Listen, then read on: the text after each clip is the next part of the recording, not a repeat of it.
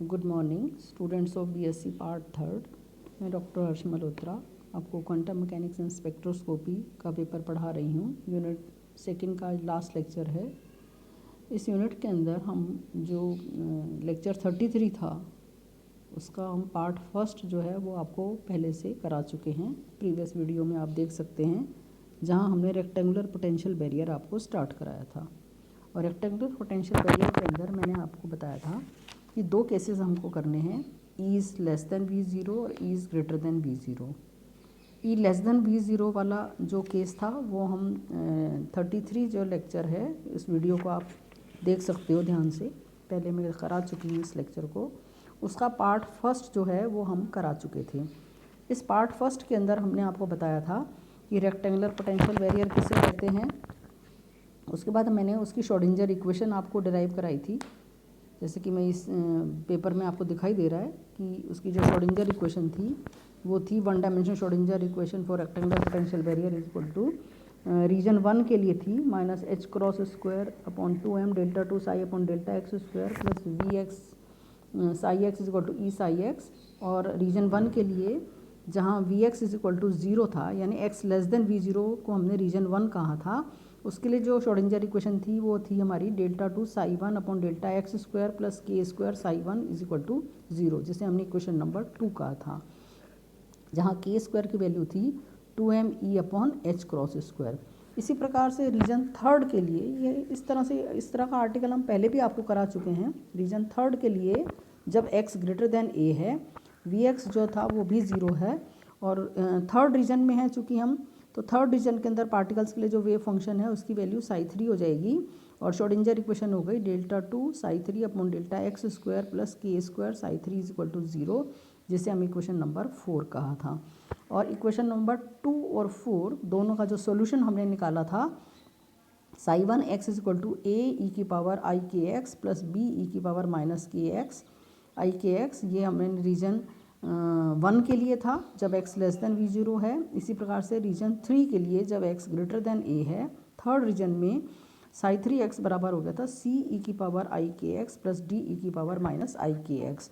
और रीजन जो थर्ड है हमारा, चूँकि रीजन थर्ड के अंदर पार्टिकल्स की वापस रिफ्लेक्शन की पॉसिबिलिटी नहीं होती है, इसलिए माइनस एक्स में जाने की संभावना नहीं है, इसलिए डी का मान क्या 0 हो गया था, और साई 3x बराबर हो गया सी ई की पावर आई के एक्स, जिसे हमने क्वेश्चन नंबर 7 कहा था।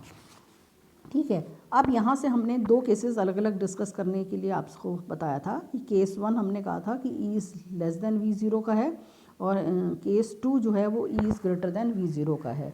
मैंने कहा था कि केस 1 जो है हम इसको पहले डिस्कस करेंगे, तो केस 1 हमने पहले डिस्कस करना स्टार्ट कर दिया था, जिसमें हमने कहा था कि E is less than V zero वाला जो केस है उसे हमने केस 1 कहा है। और उस केस में चूँकि ई वी ज़ीरो से छोटा है, तो इसलिए हम जो रीजन 1 की जो श्रोडिंगर इक्वेशन है, रीजन सेकंड के लिए जो श्रोडिंगर इक्वेशन है उसमें हम जो इक्वेशन बनेगी वो बनेगी delta 2 psi 2 upon delta x square, wave function psi 2 हो जाएगा रीजन 2 के लिए, इज इक्वल टू, हम यहाँ पर माइनस साइन कॉमन ले रहे हैं। सो माइनस साइन कॉमन लेने का मतलब ये है कि हमारे पास जो कांस्टेंट है, ये जो कांस्टेंट हमारे को मिलेगा वो पॉजिटिव होना चाहिए, तो जिसे हमने अल्फा स्क्वायर कहा है, इसीलिए हमने माइनस साइन को यहाँ पर कॉमन लिया है।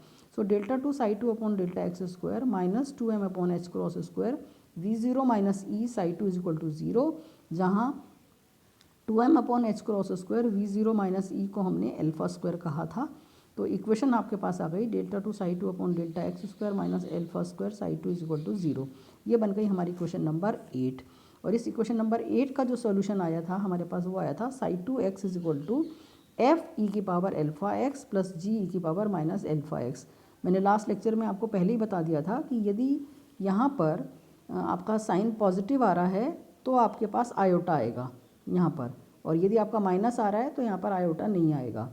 और ये बन गई मेरी इक्वेशन, बन गई सॉल्यूशन बन गया साई 2 एक्स बराबर, चूँकि यहाँ पर माइनस आ रहा है इसलिए जो सॉल्यूशन आएगा वो आएगा psi 2 X is equal to F ई की power alpha X plus G ई की power minus alpha x.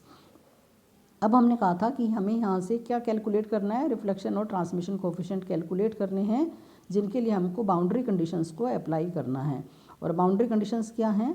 The first boundary condition is at x is equal to 0 psi and delta psi upon delta X are continuous. जो भी wave functions की boundary conditions हैं उन्हीं को आपको apply करना है कि बाउंड्री पर जो तरंग फलन है और उसका जो फर्स्ट डेरिवेटिव है वो क्या होना चाहिए, कंटिन्यूस होना चाहिए। तो और means psi one is equal to हो गया साई टू, या delta psi one upon delta x is equal to delta psi two upon delta X. ये बन गई थी क्वेश्चन नंबर 10। इसी प्रकार से जो दूसरी बाउंड्री है आपकी, वो बाउंड्री क्या है आपकी, एक्स इज इक्वल टू ए। वहाँ पर भी वेव फंक्शन और उसका फर्स्ट डेरिवेटिव कंटिन्यूस होना चाहिए, यानी psi two is equal to psi three और delta two psi two upon delta x is equal to delta psi three upon delta x, यानी delta psi two upon delta x is equal to delta psi three upon delta x. इसे हमने कहा था equation number 11। ये हमारा था first video जो कि हमें रेक्टेंगुलर पोटेंशियल बैरियर के ऊपर आपको कराया था। अब आ जाते हैं हम इससे नेक्स्ट वीडियो पर, जब हम इसको सॉल्व करेंगे और यहाँ से हम रिफ्लेक्शन और ट्रांसमिशन कोफिशिएंट को कैलकुलेट कर रहे हैं। सो रेक्टेंगुलर पोटेंशियल बैरियर के लिए जो हम रिफ्लेक्शन और ट्रांसमिशन कोफिशिएंट कैलकुलेट करना है, ये उसका सेकंड वीडियो हम आगे कंटिन्यूएशन में वीडियो डाल रहे हैं आपके लिए। तो rectangular potential barrier part second, lecture 34, ठीक है। सो पहला आ गया आपका जो बाउंड्री कंडीशन है, at x is equal to zero, psi one is equal to psi two और delta psi one upon delta x is equal to delta psi two upon delta x.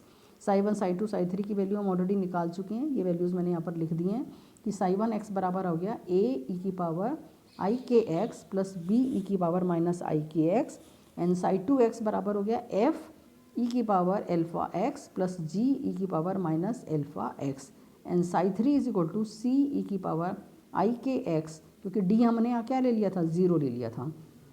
यहाँ तक का हम फर्स्ट वीडियो के अंदर आपको करा चुके हैं। बच्चों आप चाहो तो फर्स्ट वीडियो को दोबारा से आप बहुत ध्यान से सुनिएगा, जिससे, और एक कॉपी और पेन आप साथ में लेके रखें अपने हाथ से, साथ साथ जैसे जैसा मैं बताती जाती हूँ आप करते जाओगे तो आपको ये डेरिवेशन आसान लगेंगे। अदरवाइज़ यदि आप इनको याद करते हो तो आप एरर करोगे। तो इसलिए अपनी कॉपी और पेन साथ लेके रखो और इनको डिराइव अपने साथ साथ जैसे जैसे मैं करा रही हूँ वैसे वैसे आप डिराइव करते जाएंगे। अब आ जाता है पहला, x बराबर zero is equal to psi one is equal to psi two. इसकी जगह मैंने पुट किया तो मेरे पास जो इक्वेशन आ गई वो क्या आ गई, a plus B is equal to F plus G, ठीक है। इसी तरह से जो फर्स्ट डेरिवेटिव से इक्वेशन मिलेगी वो आ गई आपके पास i k A minus B is equal to alpha F minus G. So this is equation number 12 and 13। इसी प्रकार से सेकेंड बाउंड्री कंडीशन आ गई। सेकेंड बाउंड्री कंडीशन है at x is equal to a psi two is equal to psi three and delta psi two upon delta x is equal to delta psi three upon delta x. यहाँ पर भी हम इसको put कर देंगे x बराबर a रखते हुए। आपके पास इक्वेशन क्या आ गई, सी ई की power i k a is equal to F ई की power alpha a plus G ई की पावर माइनस एल्फ़ा ए। ये तो आ गई आपके पास इक्वेशन, मिल गई आपको कहाँ से मिली, psi two is equal to psi three से। इसी प्रकार से आपके फर्स्ट डेरिवेटिव से जो आपको इक्वेशन मिलेगी वो मिलेगी आपके पास आई के सी ई की power i k a is equal to alpha into F into e की पावर एल्फ़ा ए माइनस जी ई की power minus alpha a, that this is equation number 15। Now from equation number 12 and 13, 12 और जो 13 equation हमने ऊपर निकाली हैं, इनसे आपके पास जो इक्वेशन मिलेगी वो बनेगी a plus B is equal to F plus G and a minus B is equal to alpha upon I K into F minus G. I से हम ऊपर नीचे मल्टीप्लाई कर रहे हैं, राइट। तो हमारे पास इक्वेशन क्या आ गई, a minus B is equal to I alpha upon I square K into F minus G, और आई स्क्वायर बराबर होता है -1। सो इक्वेशन का मिल गई मुझे a minus B is equal to minus I alpha upon K into F minus G. So this is equation number 16, right. ये आ गया आपका। अब आ जाता है now by adding and subtracting equation number 12 and 16। समीकरण 12 और 16 को हम ऐड भी कर रहे हैं और सब्ट्रैक्ट भी कर रहे हैं, दोनों काम एक साथ कर रहे हैं।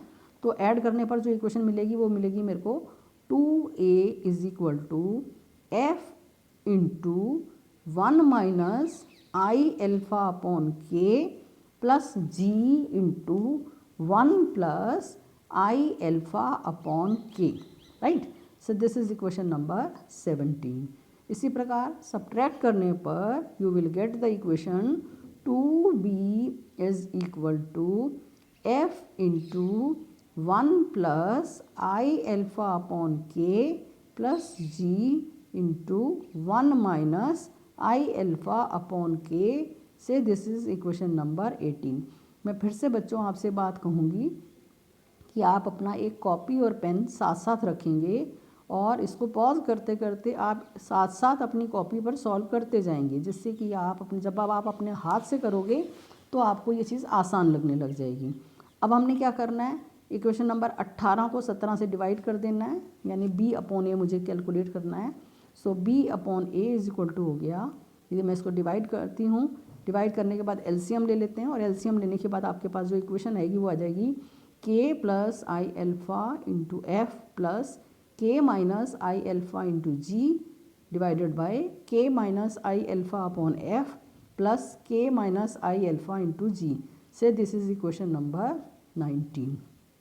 Now divide equation number 15 to 14, यानी समीकरण 15 को समीकरण 14 से डिवाइड करने पर आपके पास आ जाएगा आई एल्फ़ा आई के अपॉन एल्फ़ा, यानी i k upon alpha is equal to F into e की पावर एल्फ़ा ए माइनस जी ई की power minus alpha A divided by F ई की power alpha a plus G ई की power minus alpha a, right.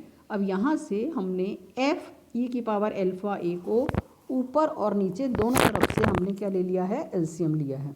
दिखाई दे रहा है बच्चों यहाँ पर, हमने एलसीएम लिया है यहाँ पर, तो हमारे पास क्या आ जाएगा 1 माइनस जी अपॉन एफ ई की power minus 2 alpha A divided by 1 plus G upon F ई की power minus 2 alpha A. Simple mathematics है, बहुत सिंपल अलजेब्रा है, आप सॉल्व आसानी से कर पाओगे। और यहाँ से आपके पास क्या हो गया जी अपॉन एफ बराबर हो गया के प्लस आई एल्फ़ा ओवर के माइनस आई एल्फ़ा इंटू ई की पावर 2 एल्फ़ा ए। ये बन गई equation number 20। Now in equation number 19 के अंदर भी हम क्या कर रहे हैं, यहाँ से f को हमने कॉमन लिया है, तो b अपॉन ए बराबर हो गया k plus I alpha plus k minus I alpha into G upon F divided by k minus I alpha plus k plus I alpha into G upon F. और g upon F हमारे पास ऊपर हम निकाल चुके हैं equation number 20 में, उसकी वैल्यू को हम यहाँ पर पुट कर देते हैं। पुट करने के बाद आपके पास जो वैल्यू पुट नंबर आ जाती है वो आ जाती है now b upon A is equal to के स्क्वायर प्लस एल्फ़ा स्क्वायर ई की power minus 2 alpha A minus 1 divided by के स्क्वायर माइनस एल्फ़ा स्क्वायर ई की पावर माइनस 2 एल्फ़ा ए माइनस 1 प्लस 2 आई के एल्फ़ा इंटू ई की पावर 2 एल्फ़ा ए प्लस 1। और यहाँ से हमारे पास जो वैल्यू निकल कर आ रही है, हम क्या कर रहे हैं, यहाँ पर एक काम और कर रहे हैं, ई की पावर माइनस एल्फ़ा ए को ऊपर नीचे हमने यहाँ से मल्टीप्लाई कर दिया और मल्टीप्लाई करके इसको हमने बना दिया equation number 21।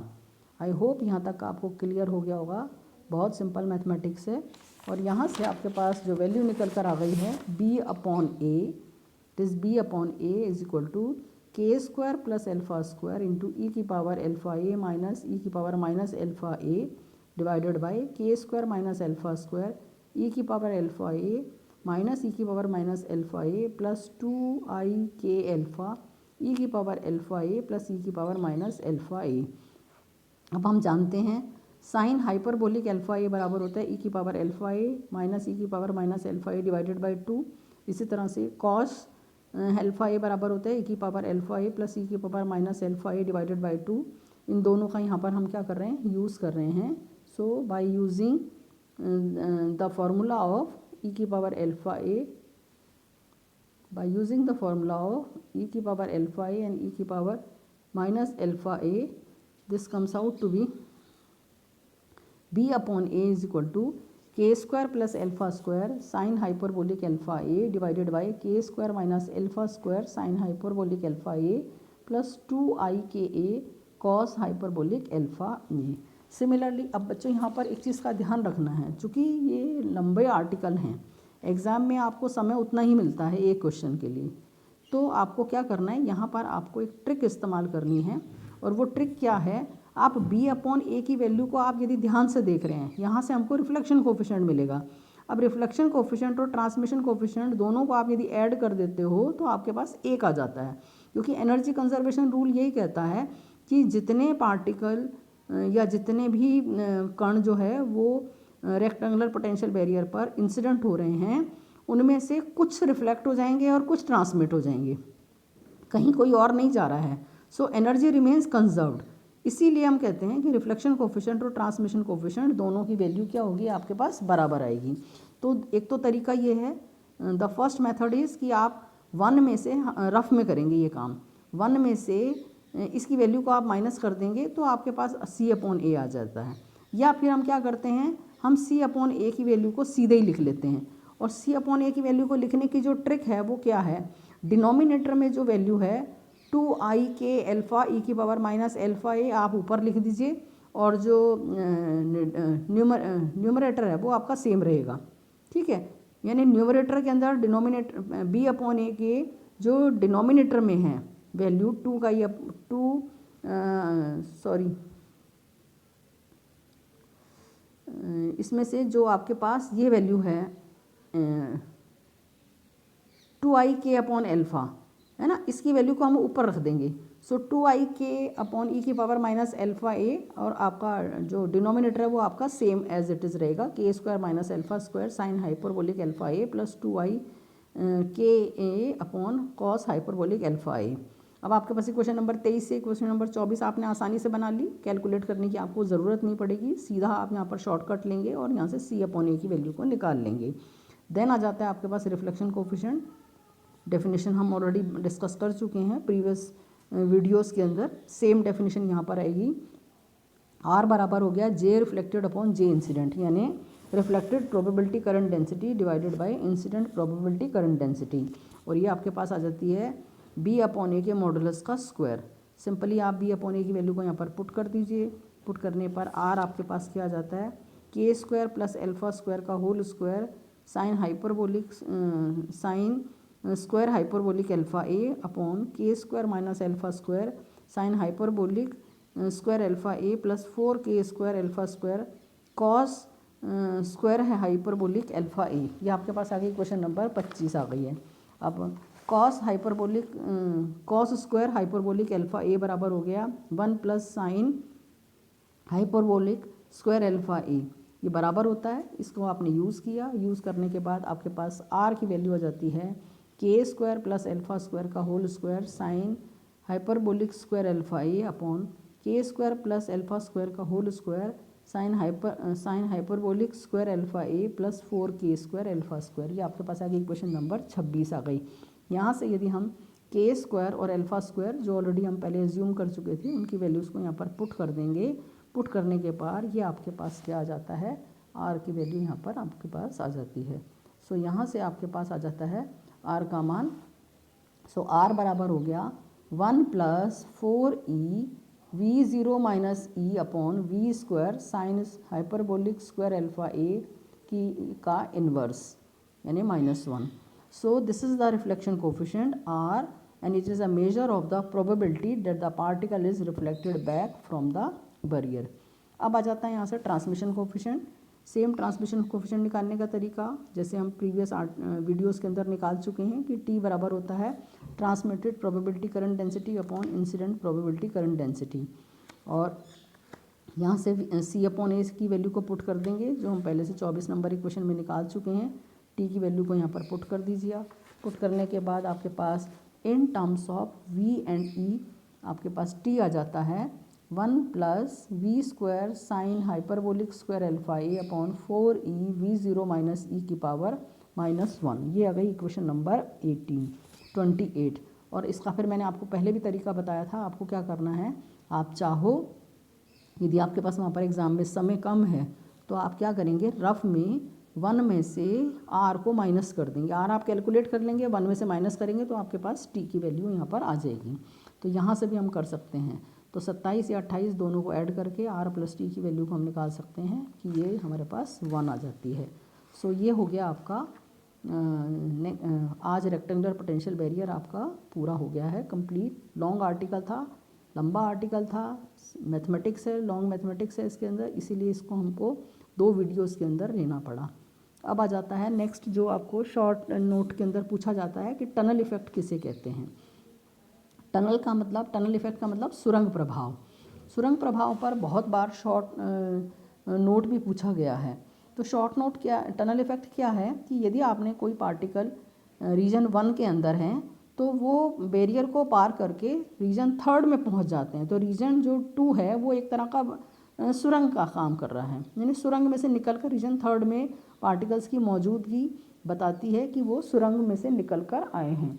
So the transmission coefficient T is a measure of the probability that the particle will be transmitted through the barrier as T is not equal to 0. T हमारा क्या आ रहा है, नॉन ज़ीरो आ रहा है, यानी we get the some value of T. So it means that there is some probability that the particle may penetrate through the barrier and appear in region 3rd.